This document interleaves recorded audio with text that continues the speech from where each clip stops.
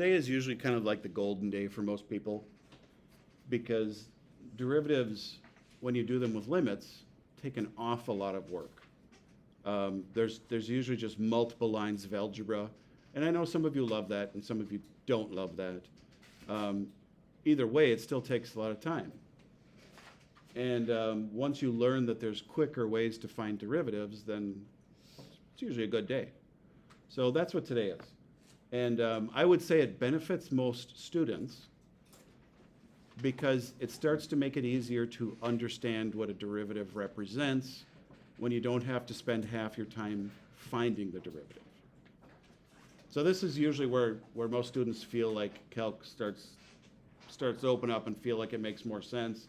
Limits is kind of a strange topic to go through because there's all sorts of rules and things about them that they're not necessarily clear, you know. Derivatives ends up being relatively straightforward, even though it doesn't seem like it at first because we used limits. So let's start with topic one here. Derivative of a constant function. A constant function, like let's pick A. Let's graph A. So if we graph, no, that was a bad choice because 4 is down below and that graph doesn't show it. All 4 of those choices are terrible. Let's just graph one that I'm going to make up. So let's graph y equals 3. That would be a flat line 3 high.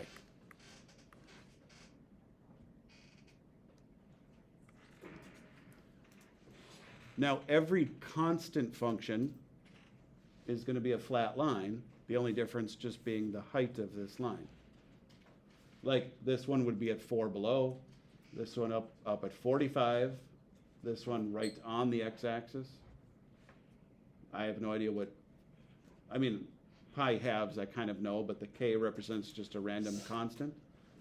Either way, the goal of a derivative, we should call somebody. It's a sad day. My roller's breaking. Isn't it new? Yeah, but it was really cheap. It was $15 on Amazon. And it is definitely made out of plastic, which is already breaking. I'm sure we use this a lot more than it was intended to ever be used. 31. Leo. What's a derivative represent again? The slope at a point. True. It's just slope. So if we were trying to find the derivative at a point, then that's definitely correct. So derivative in general is slope, and every constant function has the same slope. That's not writing great. The slope of every constant function is 0. So if you are taking the derivative of every one of these 4 choices, so y prime is how you represent the derivative. That would be 0. S prime of t, 0. F prime of x, 0. Y prime. So this does have a k in it, which it represents some number. But it won't matter what number is here because all that does is just change the height of it. Its slope would still be 0. Now you'll notice that these functions were all written in a little bit different. Like this one was s of t. This one was f of x. T is going to be a pretty common variable throughout the year because we do a lot of different story type problems, like situational problems. And time is often the variable in those. Okay, anyway, are we okay with this one probably? I probably took longer than I needed to. Well, let's get to this one.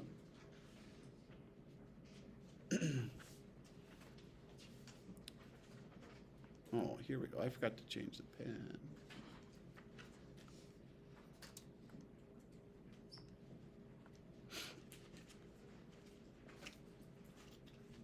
Single variable. This is talking about something that is linear. So single variable just means you have a single x. So your equations, I know these examples down below don't really look like it. Your equations can be any straight line. So as long as it has a single variable, like we can graph this. 2x plus 3, we'd go up 3, slope of 2. And just by the mere fact of me graphing it, I already absolutely said the answer, right? Like, the derivative represents the slope. And on a straight line, the slope is going to be the same everywhere. So constant functions and single variable functions are all pretty straightforward because they don't change much. So this one, the derivative would be 2. Whatever number is on the x is your derivative. Now, these examples I know are intended because you're going to use properties of derivatives to find different answers. So the derivative of f of x would be 1. Derivative of s of t, 1. And that's just because none of these have a number on the variable. Have you guys done parametric equations in physics? All right, I probably won't bring them up. This third one is an example of a parametric function. And so physics, it's pretty common and popular in physics and engineering. Parametric equations have different functions for the x-axis and y-axis. So it's basically like two separate functions on the movement of something. They do that in engineering a lot for forces. Like you probably remember forces from vectors.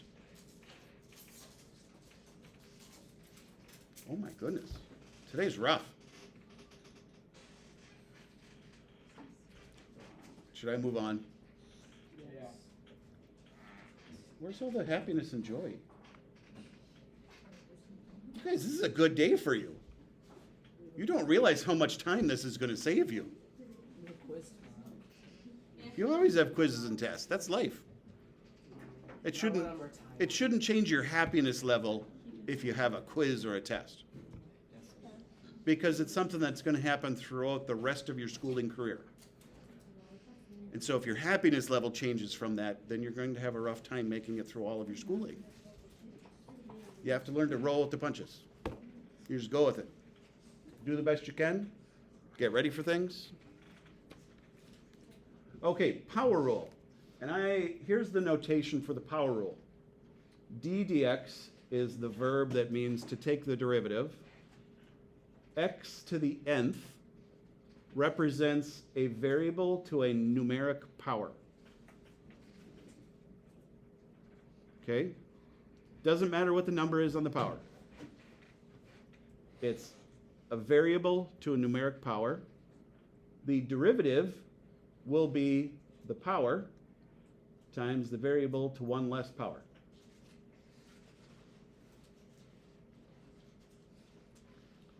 So y equals x squared. We have x to the second power. The derivative is going to be multiplied by 2. Keep the letter, subtract 1. So I'll write this all out even though all these steps you generally do in your head. So this would be 2x to the first.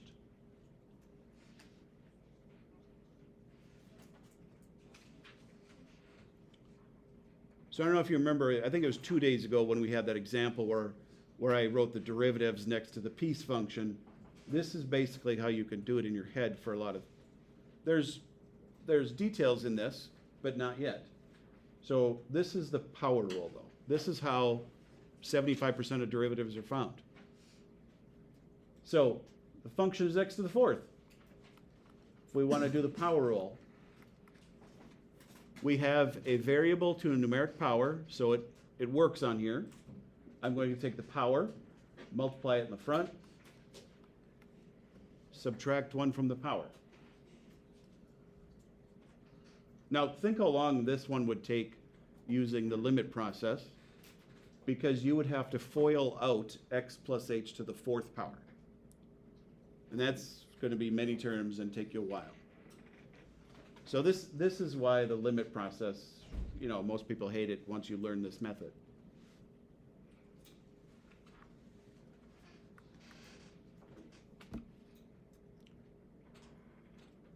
I don't really feel like rolling a whole lot. Who did I roll again? Leah. Oh, yours is volunteering? Yeah. Okay. What do we do on C? Can I just give you the answer, or do you want me to actually explain it? I don't know, anything. 1/2 x to the negative 1/2, is that right? That is right. Okay. I'm gonna guess a lot of people are wondering where you got it from. The square root is the same as to the 1/2 power, so then you put the 1/2 in front of the x, and you subtract 1 from the 1/2, which makes it a negative 1/2. Perfect, perfect. So the power rule only works when you have it written as a variable to a power. So whenever we run into roots, we're going to change the roots into the fractional powers. So square root is 1/2 power. And then now that you have it written as a 1/2 power, you can use the power rule. So 1/2 x to the negative 1/2. Now this is fully correct. What you're going to find is you won't see this as an answer written though. This is kind of annoying part of derivatives. Do know that I do fully accept this answer. But like if this is a multiple choice question, you won't see this answer. Does anybody remember what you do with things like this? To simplify them, I guess. I mean, I say simplify, but it's not simpler, it's just different. So you have to flip the fraction? Okay, so the negative exponent would mean you move it to the bottom of the fraction. So instead of x to the negative 1/2 on top, you're gonna have x to the 1/2 on the bottom, and then it'll frequently be written like this. It's kind of annoying in my opinion, because I find this first one just as easy as the second one. But I get negative exponents for some reason aren't considered like very acceptable or nice. So traditionally multiple choice answers won't write them with negative exponents. To me, it's weird. Like, if you're smart enough to do calc, you're definitely smart enough to deal with negative exponents. So I don't see the issue with leaving them.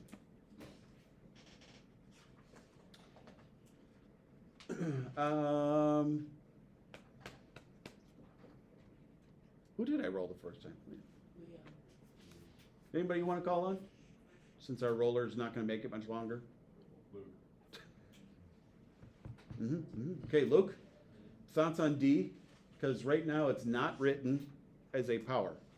How can I write that one as a power? Would be x to the negative 1. Good, very good. So we can write this as x to the negative 1, and now we can use the power rule. A big part of calculus and derivatives is going to be learning how to manipulate things to fit the rules and properties we have. Hi. Thank you. Yeah. Kylie.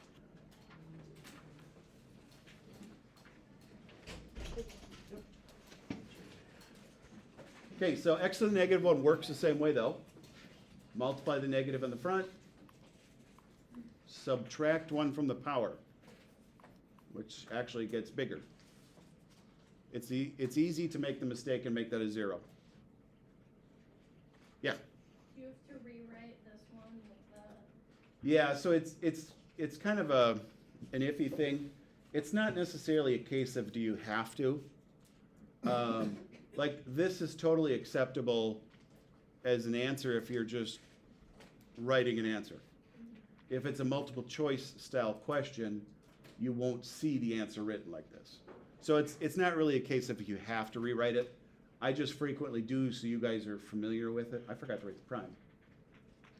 Yeah, I just frequently do so you guys are used to it.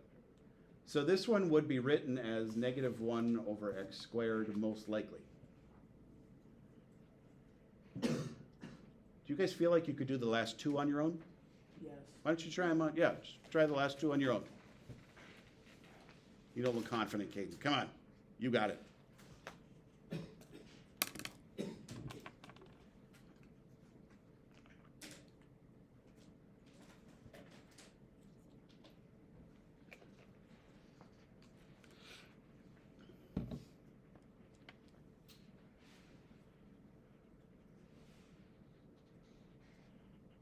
Question? Maybe I'm just not remembering correctly, but if the x is to the power of -2, shouldn't it be 2 over x or something? I don't remember. No? Okay. No, the power goes with the variable. Is that what you're asking? Yeah. Yeah. Yep, power goes with the variable.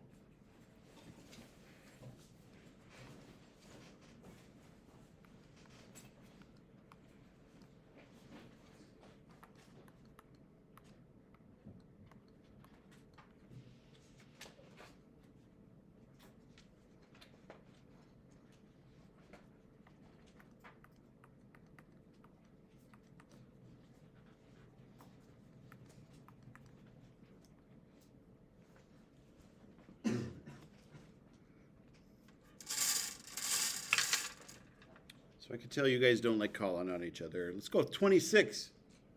Maria. Thoughts on E or F? I'll let you pick. I'll do E. Okay. So that would be f prime of x is equal to -2 times x to the -3rd. Good. Or yeah, and then it'd be -2 times 1 over x to the 3rd. Yeah, that would be okay too. So Yeah, you and could then- kind of separate the multiplier and the variables. Right. You'll usually see them together, but you could have them separated. No, good.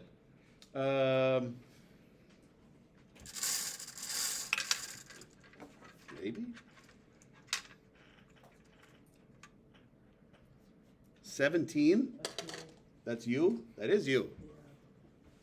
Were you able to figure out F? I think I started that. Okay, let's just do it together then. So if you rewrite it correctly, it should be x to the -2/3. Okay?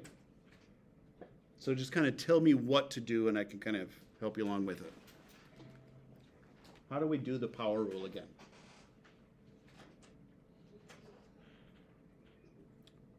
Take the power that's currently there, Yeah. multiply it in the front. Yeah. Okay? -2/3 x. Okay, so then x. And then what would be the new power? So you have to subtract 1. -5/3. Perfect. Perfect. And if I wanted to rewrite it, even though I don't want to rewrite it, most likely -2 over 3. Sometimes you'll see this written as an actual root. It's kind of just a choice of whoever's writing the question or your choice. I wouldn't be shocked to see this as the 5th root of x cubed. But there's nothing wrong with leaving it as 5/3. Yes? On your test, if it's multiple choice, will you change it to that, or will you just have it be not, like, will you change it to that form? Like the root? Yeah, like, no, like, just The second answer. the second, Yes. okay. Yep. Yep. So anytime I try to give you guys multiple choice things, I want to try to match the AP style multiple choice as much as I can so that you're used to it when you get there.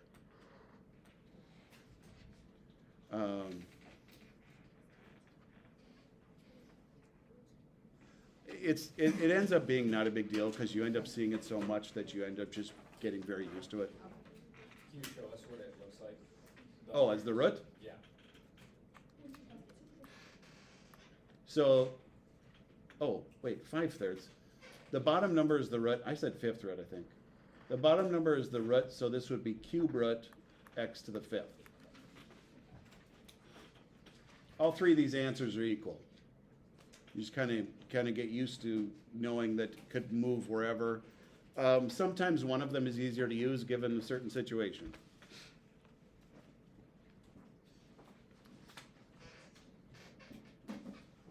How is power rule feeling? Okay, good. This is literally like 75% of the derivatives you're going to be doing.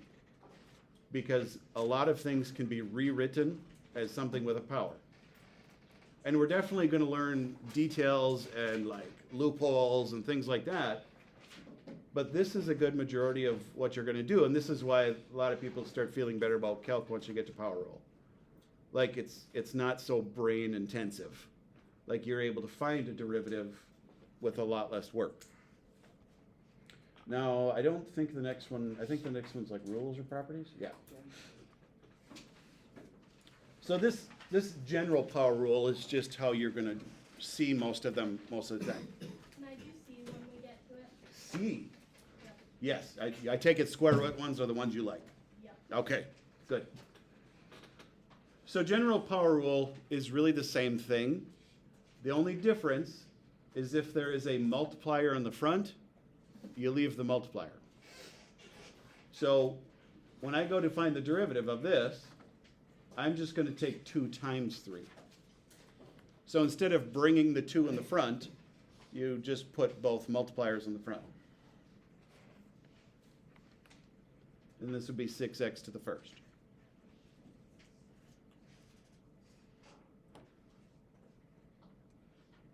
Do you guys want me to go through more of these with you? Do you feel like you could fill out the rest of these squares? Why don't you try to fill out as many of the squares as you can? And again, obviously we'll go through them so that make sure you get them right. Yeah, okay. I was gonna say I think there's only 6.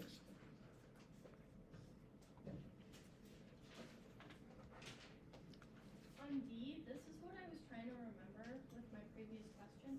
What do you do when you have something that isn't a 1 in the numerator? Do you mean denominator? Yeah, that's what I meant. So let's say it was 3 over 4x squared. Mhm. The only thing that moves is the x squared. So you would write it as 3/4 x to the negative 2. Gotcha.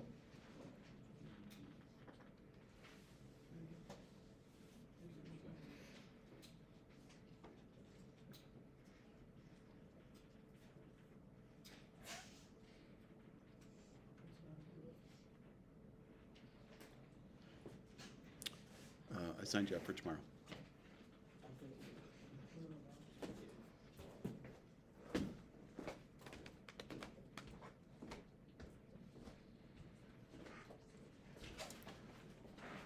Okay, how about I start writing answers up there? Do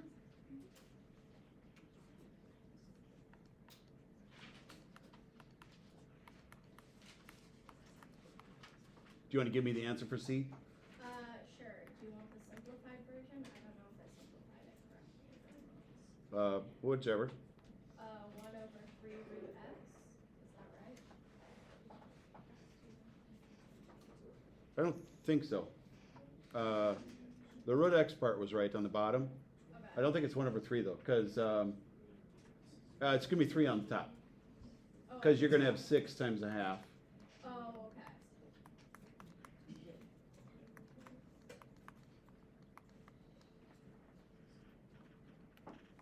So you would get 3x to the negative. Oh, you moved the 3 with it. Mhm. Yes. So the 3 is a multiplier and it's just going to stay where it is. Okay. The x is the only thing that moves. Okay.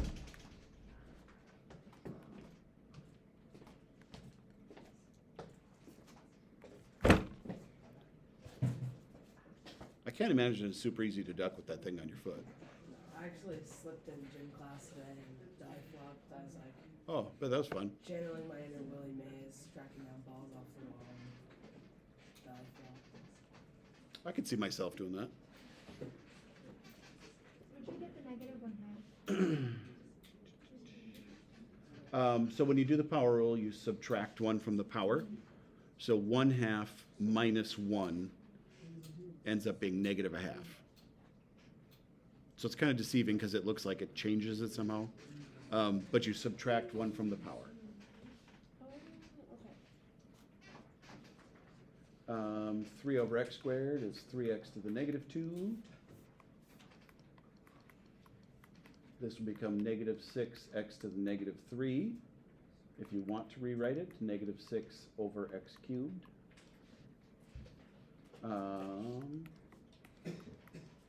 I should probably rewrite this one first. This is 4x to the negative 1/2 power. And so then we would have 4 times negative a half.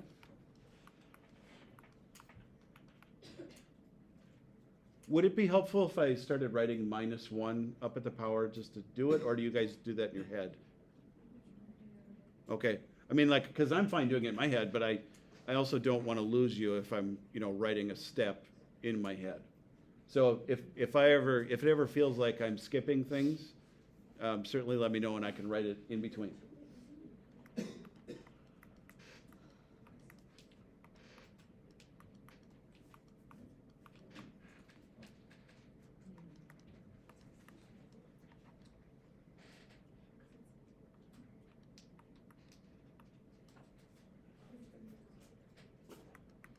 I can't read those.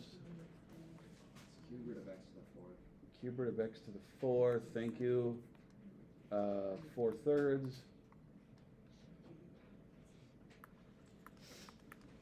So we would have positive 32/3 x, negative 7/3, good gosh.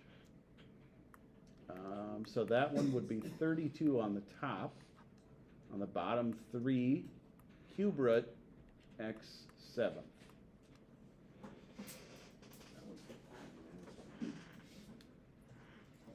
That is bad as they get, not test. F? Yeah. Bad as they get for power rule, yes. Bad as they get for questions, not even close.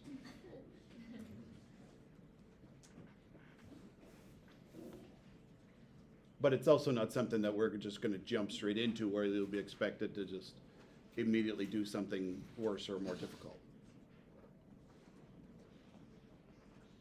How did those go? Does somebody want me to explain any of those 6? Okay. In terms of power rule, this is definitely as rough as you'll see. Okay. Down below, I think, was the properties, sort of.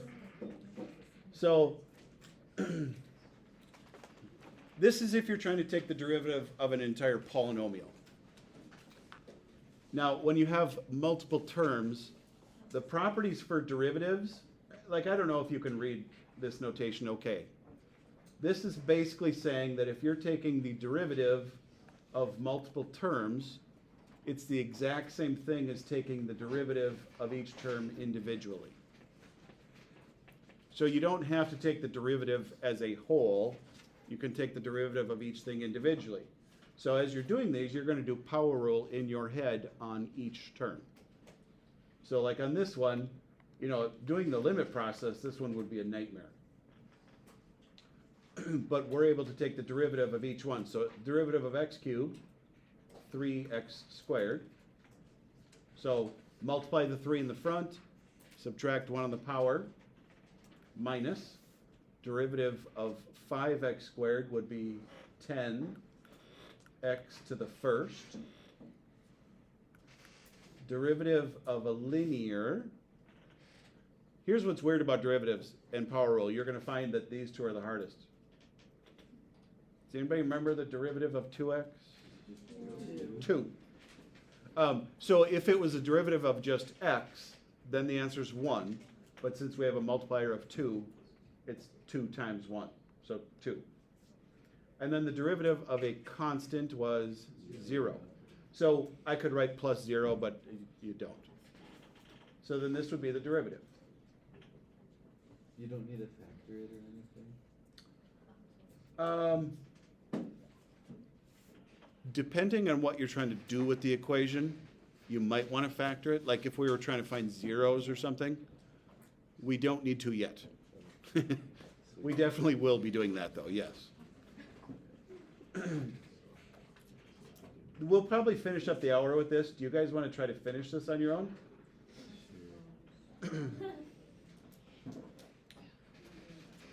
Simplification on multiple terms doesn't always happen.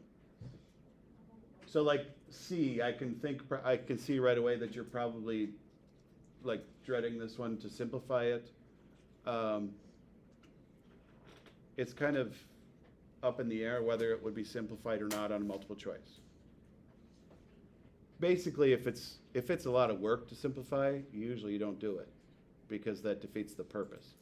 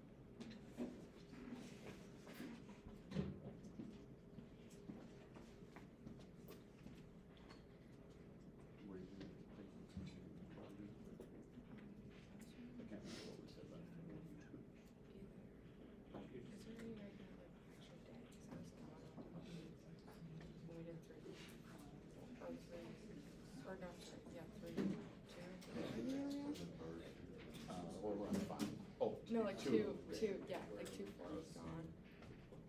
So I'm like, I mean, I kind of understand it. Probably enough time as well. I'm not saying. because yesterday I worked, so I didn't have any time to watch the video, so and today I work, so I don't know. Oh, I got this. Like I don't have time to learn 2, 4, is what I'm saying. Texas Roadhouse.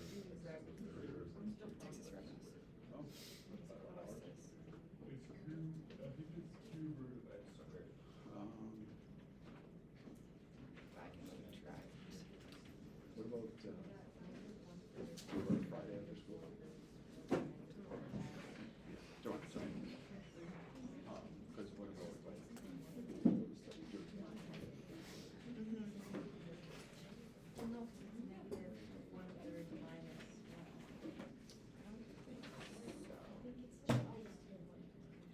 I kind of worry about people in Monday, but kind of intentions. Yep, not really do as much. It's just hard to pick one. Yeah. So like, Okay. Yeah, and then I can see if I can learn it tonight, and I can either do it tomorrow morning or just use that time to study. sure. Okay.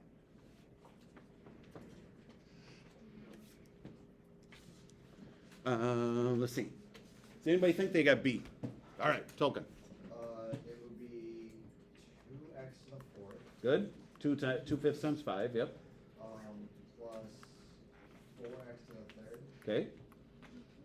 plus 6x. Anything else? Minus 0. Perfect. Minus 0. Okay, good. Then we get to the roots. Anybody feeling brave? I'm not feeling right. Sure.